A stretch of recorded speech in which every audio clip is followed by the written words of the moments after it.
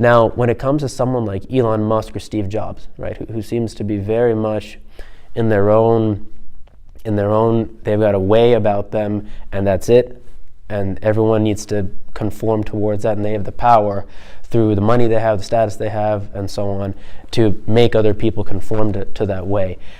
How does that style of leadership compare to someone who, as Dr. Garagazlu, one of the previous guests on my show, said, a great leader needs the foremost concern of theirs is the well-being and success of the people who are underneath them, to the most junior. Steve Jobs, Elon Musk way versus that way seem to be at odds. Yet, look at the results. They did create great stuff.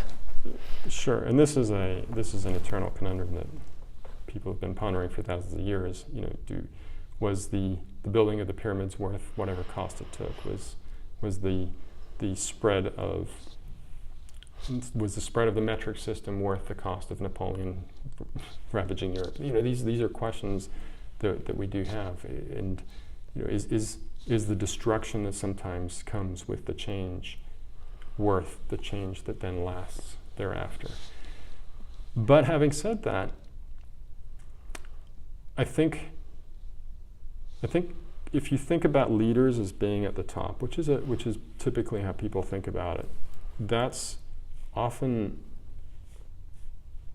not necessarily the right way of viewing it. I like to think of leaders as at the bottom.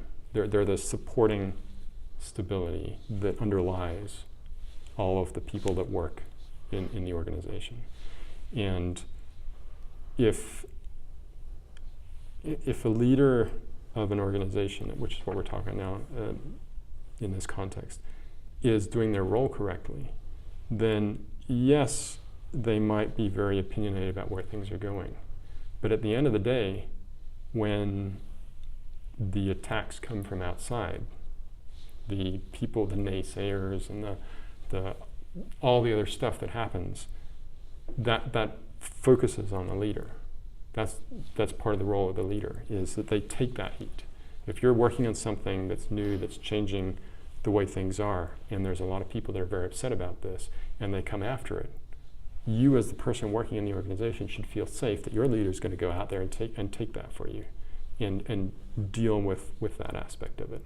And that's part of what Steve Jobs and Elon Musk do, is when Steve Jobs breaks all these molds, and while he was doing it, everyone's like, oh, this is terrible, and no, it's never going to work, and it's awful.